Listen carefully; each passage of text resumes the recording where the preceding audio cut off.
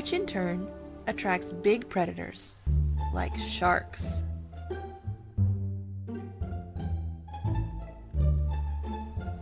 This nurse shark is unusually active for the daytime.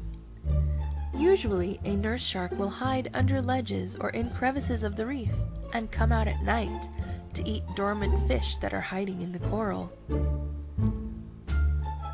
Nurse sharks are slow-moving bottom dwellers and, for the most part, harmless to humans, although they can grow up to 14 feet, more than 4 meters in length.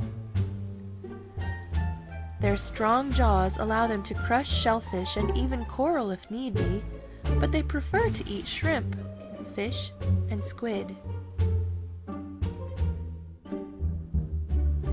The reef also provides a place for algae and sponges to grow.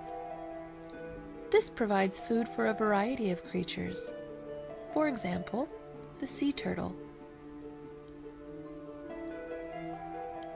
The Hawksbill Sea Turtle, like most other kinds of sea turtles, is endangered. Hunted for their meat and for their shells, trapped in commercial fishing nets to drown, and sickened by pollution, their populations are declining. These turtles rely on the food that grows on the coral reef, and the reef, in turn, relies on the turtles.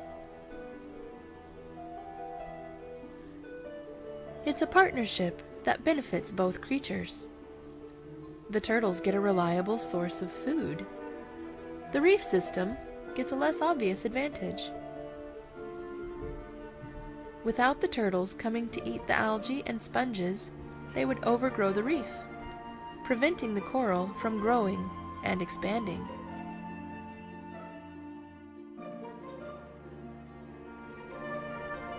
With lowered turtle populations in oceans worldwide, the health of coral reef systems will suffer.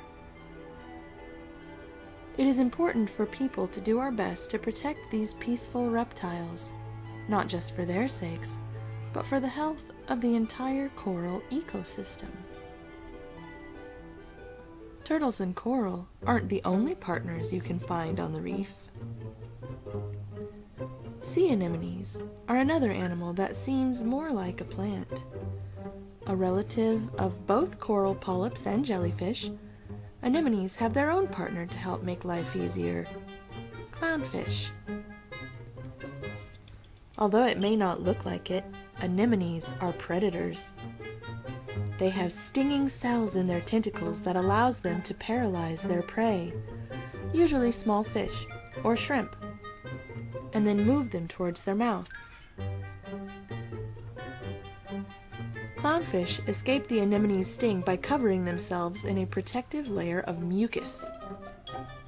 By hiding inside the anemone, clownfish are protected from predators that don't want to be hurt by the anemone.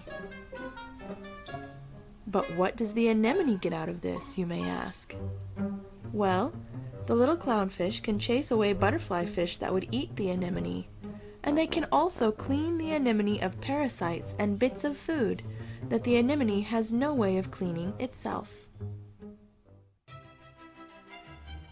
There's one more unusual pairing we're going to talk about today.